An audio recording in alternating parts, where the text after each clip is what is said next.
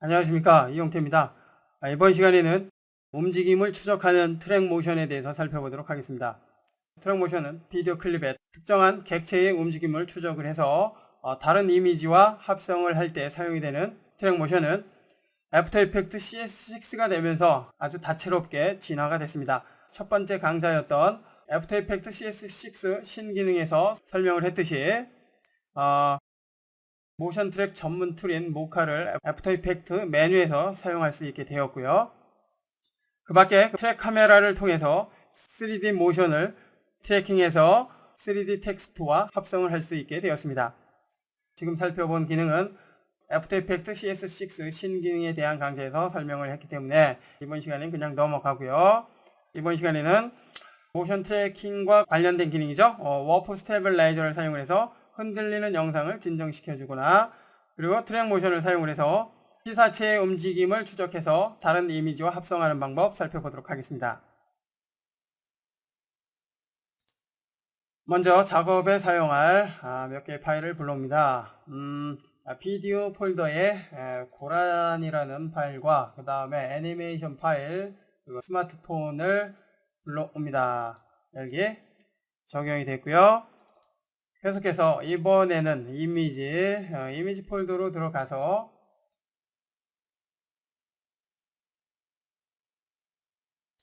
로고를 선택을 해서 불러옵니다. 여기 이처럼 4개의 파일을 가지고 이번 강좌 살펴보도록 하겠습니다. 먼저 떨리는 화면을 안정화시켜주는 워프 스테빌라이저에 대해서 살펴보도록 하겠습니다. 자, 고라니를 사용해보죠. 우측 마우스 버튼 New Comp from Selection을 통해서 해당 푸티지 규격과 동일한 컴포지션을 만들어줍니다. 이와 같은 장면이고요. 확인해보죠. 플레이. 멀리서 줌인을 해서 촬영을 했기 때문에 이렇게 화면이 많이 떨리는 것을 알 수가 있습니다. 이처럼 트라이포드를 사용하지 않고 핸드헬드 방식으로 촬영했을 경우에는 이렇게 흔들리는 경우가 있는데요. 특히 줌인을 과하게 해서 촬영을 한다면 그 떨림이 보다 심합니다.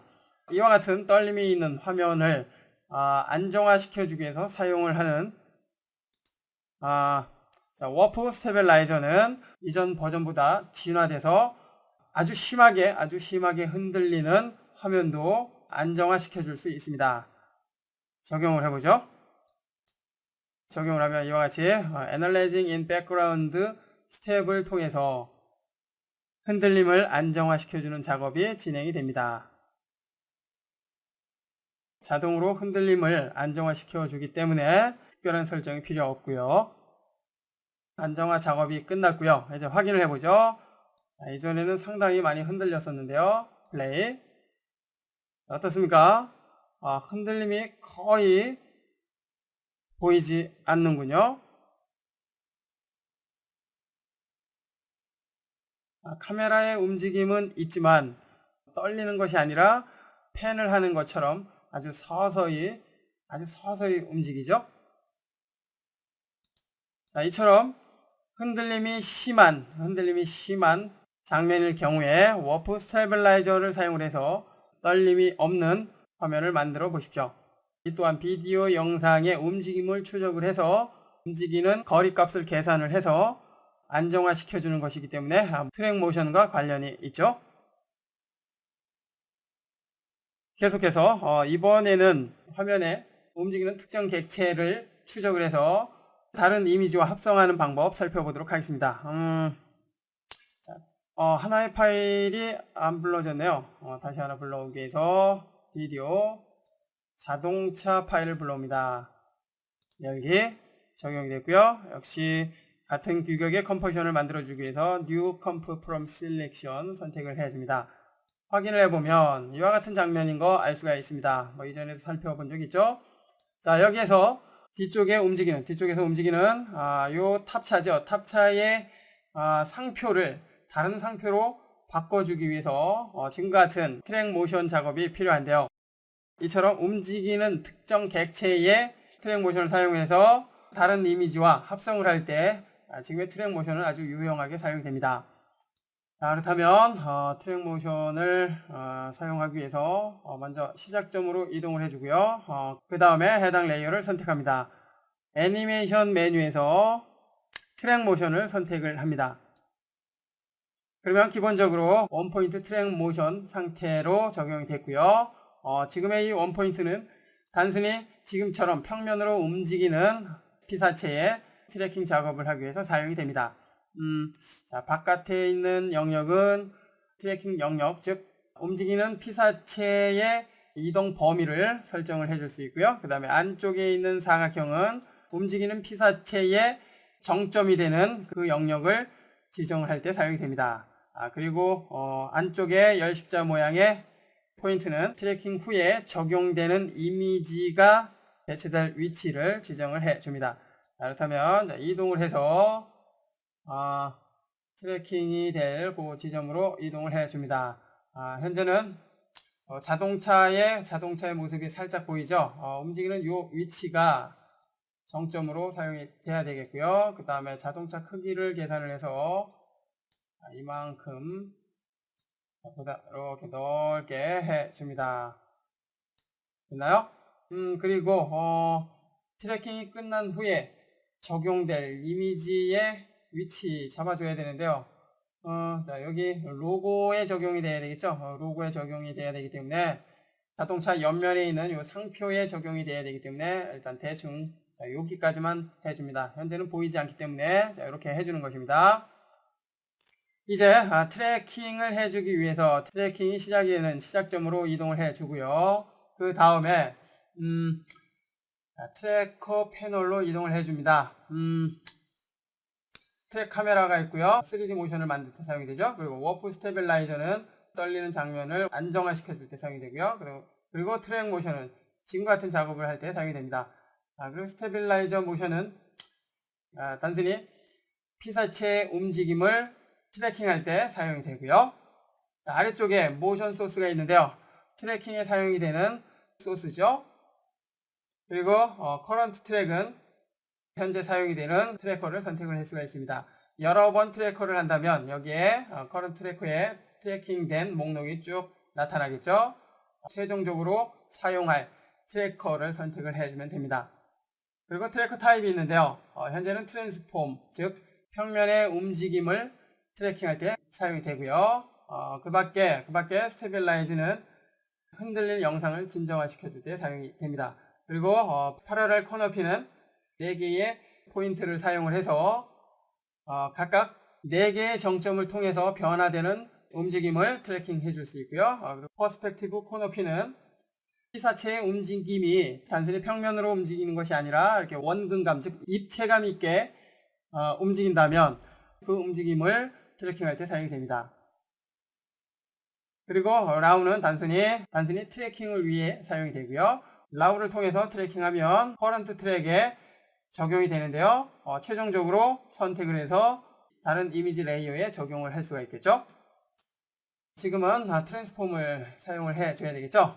그리고 에디트 타겟은 트래킹된 후에 적용될 이미지 레이어를 설정을 해줄 수 있습니다. 현재는 하나밖에 없기 때문에 적용될 레이어 필요하겠죠. 로고를 위쪽에 적용을 해줍니다. 그러면 이와 같이 적용이 된 것을 알 수가 있고요. 일단 여기다 해주고요. 여기다 그냥 놔두고요. 다시 자동차를 더블 클릭해서 트래킹할 수 있는 레이어를 열어줍니다. 됐고요. 그리고 옵션을 통해서 트래킹 속성을 설정을 해줄 수 있습니다. 자, 채널은 트래킹 될 때 사용이 되는 그 채널 범위를 설정을 해줄 수 있는데요. 뭐 색상을 기준으로 해서 트래킹 할 것인지, 아니면 밝기의 차이를 기준으로 해서 트래킹 할 것인지, 아니면 채도 차이를 기준으로 해서 트래킹 할 것인지 설정을 해줄 수가 있습니다. 만약 사용이 되는 피사체의 색상이 많이 사용이 됐다면 컬러를 사용하는 것이 좋고요. 단순히 뭐 흰색과 검정색 정도의 색상을 사용했다면 세츄레이션, 그리고 밝기에 대한 차이가 크다면 루미넌스를 활용하면 됩니다. 자, RGB로 해주고요.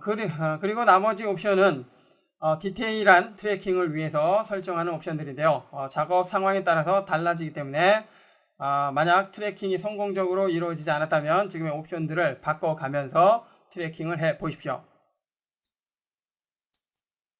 이제 트래킹을 해주기 위해서 자, 여기 Analyze Forward 버튼을 클릭합니다.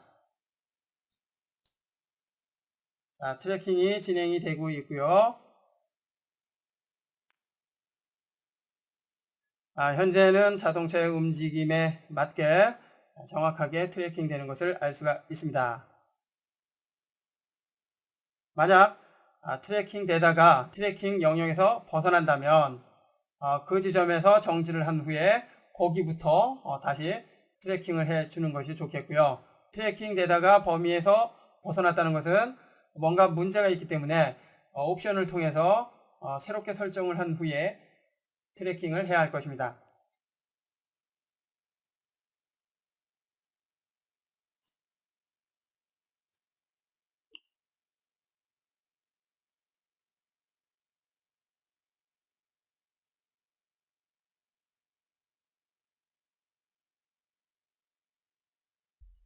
여기에서 좀 벗어났죠? 자, 정지를 해주고요. 자, 여기부터 벗어났습니다. 그죠? 그럼 벗어난 지점부터 다시 조금 더 설정을 해보죠. 설정을 해주고요. 다시 한번 여기부터 Analyze Forward. 그러면 현재 지점부터 새롭게 트래킹이 진행이 됩니다.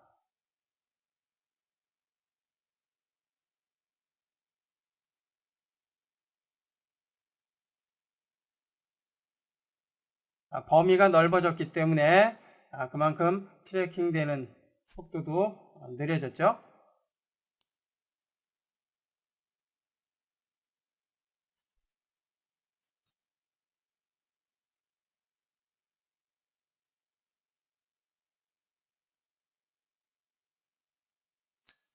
시간 관계상 여기까지만 해보죠. 정지 됐고요. 지금까지의 트래킹을 살펴보면 이렇게 트래킹 된 것을 알 수가 있습니다. 됐고요. 뭐 여기까지는 문제없이 트래킹이 됐기 때문에 이제 적용하는 일만 남았군요. 적용할 로고 레이어 위쪽에 적용이 됐고요. 이제 타겟을 로고로 설정을 해줍니다. 오케이, 됐죠? 그 다음에 이제 어플라이를 통해서 적용을 해보면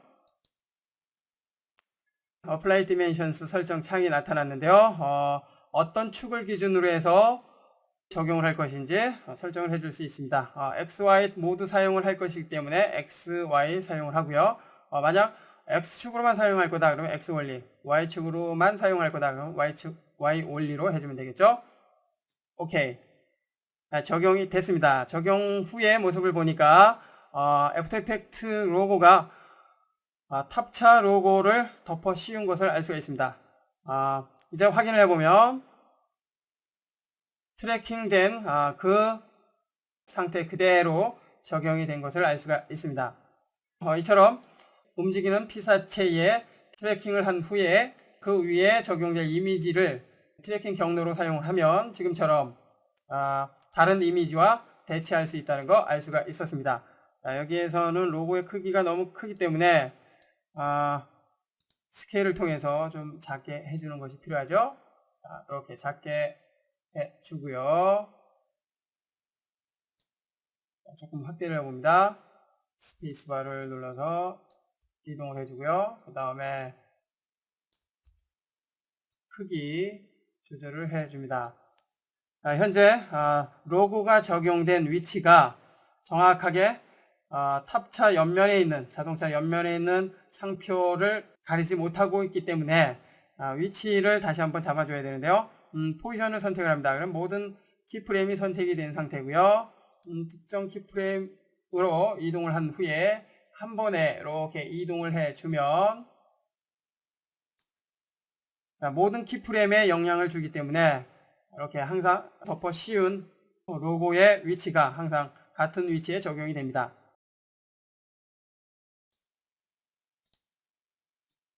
트랙 모션을 사용하는 방법 살펴보고 있는데요. 평면의 움직임에 대한 트랙 모션을 적용을 해 봤습니다. 계속해서 이번에는 원근감이 느껴지는 입체적인 움직임이 있는 피사체에 대한 트랙 모션을 만들어 보도록 하겠습니다. 스마트폰을 사용을 해보죠. 스마트폰 역시 같은 규격의 컴포지션을 만들어 주고요. 적용이 됐습니다. 확인해 보면 스마트폰이 이렇게 움직이는 것을 알 수가 있습니다. 이제 지금 요 액정에 다른 이미지를 적용을 해 보도록 하겠습니다. 자, 이렇게 원근감이 느껴지죠? 자, 이랬을 때는 또 다르고요. 자, 이처럼 원근감이 느껴지는 피사체에 트랙 모션을 적용을 한 후에 다른 이미지를 이 액정에 적용하는 방법 살펴봅니다. 스마트폰 CF에서 지금과 같은 기법 사용을 합니다. 역시 선택을 해주고요. 이 위에 적용이 될 액정에 적용이 될 소스 그 위쪽에 적용을 해줍니다. 됐고요. 자, 크기는 상관이 없습니다. 나중에 적용하면 그 액정 크기에 딱 맞게 적용이 될 테니까 말이죠. 자, 스마트폰을 선택을 해주고 애니메이션에 혹은 트래커 패널이 열려있는 상태이기 때문에 새로운 트래커를 만들어 줍니다. 자, 모션 트랙 소스를 스마트폰으로 해주고요. 그 다음에 이 상태에서 스마트폰 레이어를 선택을 해주고요. 트랙 모션을 만들어 줄 것이기 때문에 트랙 모션을 선택을 합니다. 그러면 새로운 트랙이 커런트 트랙에 만들어진 것을 알 수가 있고요. 자, 이번에 사용할 트랙 타입은 입체감이 드는 피사체의 움직임을 트래킹할 것이기 때문에 퍼스펙티브 코너핀을 사용을 해야 되겠죠. 참고로 패러럴 코너핀에 대해서 살펴보면 사용하는 정점의 개수는 동일한 4개입니다. 그렇지만 움직여보면 좀 확대를 해보죠.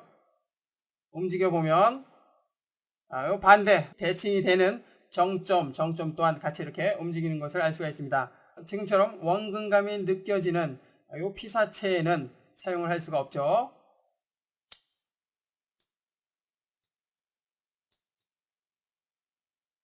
자, 이처럼 좌우나 상하가 대칭이 되는 그러한 객체의 트래킹을 할 때 지금의 이 패러럴 코너핀을 사용을 하십시오. 자, 퍼스펙티브 코너핀으로 바꿔주고요.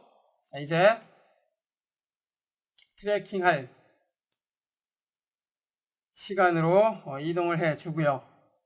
그 다음에 트래킹 되는 정점을 찾아줍니다. 요 모서리 부분이 좋겠죠? 모서리 부분으로 해주고요. 자, 여기도 모서리 부분으로 해줍니다. 이동을 할 때 이렇게 확대가 되기 때문에 정확하게 맞춰줄 수 있죠. 자, 여기도 역시 이동을 해주고요. 됐습니다. 자, 지정이 됐고요. 열십자 모양의 요 모습을 기준으로 해서 애니메이션 소스가 적용이 될 것이고요. 그리고 바깥에 있는 이 박스는 트래킹 되는 이 객체의 움직이는 영역 설정을 위해서 사용이 된다고 했었죠. 조금만 더 이렇게 넉넉하게 범위를 잡아줍니다. 됐고요. 다시 축소를 해줍니다. 그 밖에 옵션을 통해서 트래킹 되는 속성을 설정을 해줘야 되겠죠. 자, 이번에는 루미넌스로 해보죠. 흰색과 검정색 부분만 사용이 되기 때문에 루미넌스로 해줍니다. 오케이. 됐고요. 그리고 에디트 타겟은 애니메이션 레이어로 지정을 해줍니다. 오케이. 됐죠? 자, 이제 트래킹을 진행을 해봅니다. 애널라이즈 포워드. 트래킹이 진행이 되고 있고요. 비교적 빠른 속도로 트래킹 되는 것을 알 수가 있습니다. 역시 트래킹 되다가 범위를 벗어나면 벗어난 그 지점부터 다시 재작업을 해주면 되겠죠. 자, 다행히 아무 문제 없이 트래킹이 됐습니다. 참고로 애널라이즈 1프레임 백워드와 포워드를 사용하면 한 프레임씩 이동을 해 가면서 잘못된 트래킹의 그 경로를 수정을 해줄 수가 있습니다. 직접 수동으로 수정을 해야 되기 때문에 조금 번거로운 점은 있지만 그래도 정교한 트래킹 작업을 위해 지금의 이 기능 상황에 맞게 사용을 하십시오. 이제 적용을 해줘야 되겠죠. 적용을 하기 위해서 어플라이 버튼을 클릭합니다. 적용이 됐습니다. 적용 후에는 자동으로 컴포지션 패널로 이동이 됐고요. 확인을 해보면 애니메이션에 이와 같이 코너핀이 적용이 됐습니다. 지금의 이 코너핀은 이펙트의 디스토트 코너핀을 적용을 해서 액정에 맞게 변화를 준 것과 같은 역할을 합니다. 이렇게 이펙트가 적용이 됐고요. 그리고 트랜스폼을 보면 포지션에 대해서 이렇게 키프레임이 만들어진 것을 알 수가 있죠. 지금의 이 키프레임은 스마트폰의 움직임을 트래킹한 경로입니다. 자동으로 적용이 됐고요. 이제 확인해 보면 어떻습니까? 스마트폰이 움직일 때마다 자동으로 애니메이션이 액정처럼 나타나는 것을 알 수가 있습니다.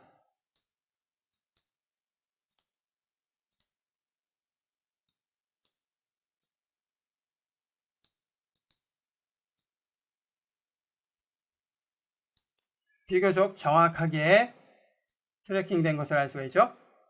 흔들림이 거의 없습니다. 실제 이 스마트폰에 나타나는 액정처럼 표현이 되는군요. 이번 시간에는 트랙 모션을 사용을 해서 움직이는 객체의 움직임을 추적해서 다른 이미지와 합성을 해주는 방법에 대해서 살펴봤습니다.